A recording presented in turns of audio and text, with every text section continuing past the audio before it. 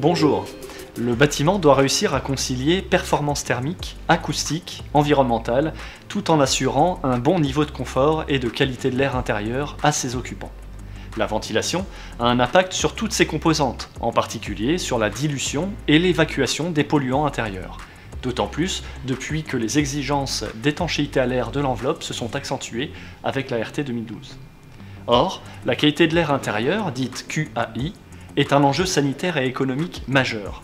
Nous passons en effet plus de 80% de notre temps en moyenne à l'intérieur des bâtiments et le coût sociétal annuel de la mauvaise qualité de l'air intérieur en France est estimé à 19 milliards d'euros.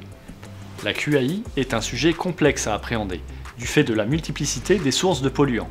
Ces sources sont à la fois internes au bâtiment, provenant par exemple des matériaux de construction, du mobilier, des équipements ou encore des plantes, mais aussi externes au bâtiment, via les transferts d'air depuis l'extérieur ou le sol vers l'intérieur. Parmi les polluants les plus connus, on retrouve ainsi les polluants chimiques, tels que les composés organiques volatiles ou semi-volatiles, le monoxyde de carbone ou la fumée de tabac qui contient plusieurs milliers de polluants.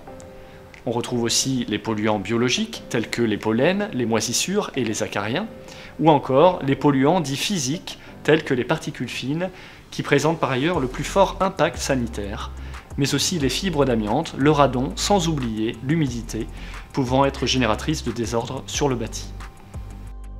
En plus d'assurer un bon renouvellement d'air et de maintenir une bonne qualité de l'air intérieur, la ventilation participe donc également à la préservation du bâti en évacuant l'humidité du logement et évitant ainsi le risque de condensation et de développement de moisissures dans les parois. Le système de ventilation doit pouvoir contribuer également au maintien du confort hygrothermique et acoustique des occupants, ainsi qu'à la sécurité incendie des bâtiments. Il joue enfin un rôle de plus en plus important sur la facture énergétique, puisque si aujourd'hui on considère que les déperditions de chaleur par ventilation représentent environ 20% des déperditions totales du parc de logements français, demain, avec la généralisation des bâtiments basse consommation, elles représenteront près de 70%. Malgré son rôle prépondérant, la ventilation reste un parent pauvre de la construction.